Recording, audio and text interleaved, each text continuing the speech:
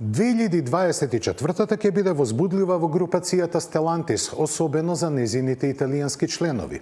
Најавена е новата генерација на Lancia Y. Алфа Ромео, покрај екстремно скапиот Stradale 33, треба да го лансира компактниот кросовер Милано, додека патронот Fiat ќе го комерцијализира новиот 600 и постои надеж дека во Крагуевац ќе започне производството на електричната Панда.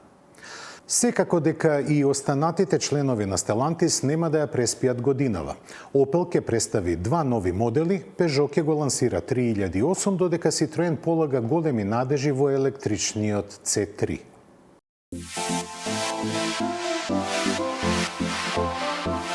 Благодарение на новата синергија што ја има во своите бројни марки, годинава што престои Stellantis ќе биде доста активен.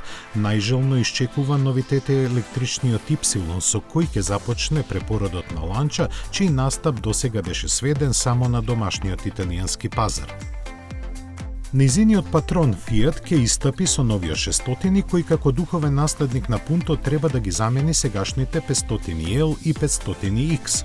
Под кросоверската каросерија се крие механика од бројни други модели на Stellantis со оваа големина, што значи дека освен електрична на располагање ќе биде и во хибридна варијанта.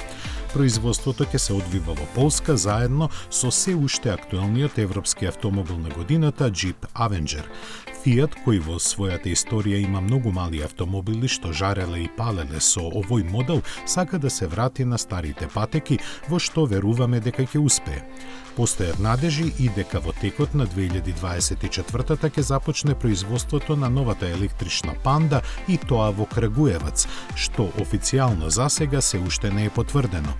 Но затоа се знае дека италијанците летово ќе можат да уживаат во топлите сончеви зраци со малиот Тополино.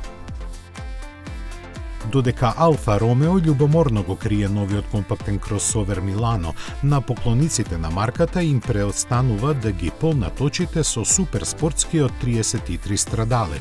Во симфонијата од неговите сензуални линии кои создаваат моќни емоции, ќе може да уживаат само 33 срекници кои ќе бираат меѓу 3-литарскиот V6 бензински твин турбо со 620 или електричен мотор со 750 конски сили.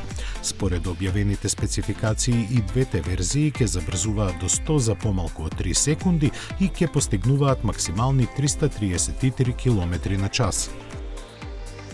Од Jeep се очекуваат Avenger со бензински мотор и легендата Wrangler со ново лице, а можеби и електричниот Recon. Во исчекувањата на наследниците на Crossland и Grandland, Opel ќе ги лансира обновената Corsa и караванската верзија на Astra во електрично издание. Peugeot, кој се изјасни дека до 2030 година ќе продава само електрични автомобили, годинава ќе има силен адут со освежениот 3008.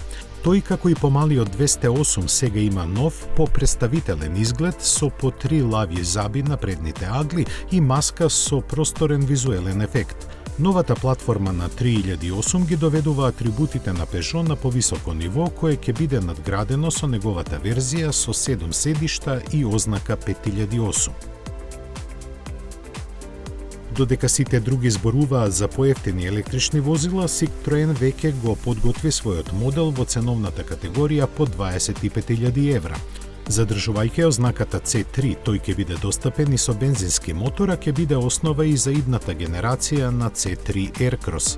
Колку европската верзија ќе има сличности со наменета за Индија и Бразил, допрева ќе видиме. Во иднина и двата модела треба да добијат верзии со помал пакет батерии и поскромна автономија кои ќе имаат цена пониска од 20.000 евра.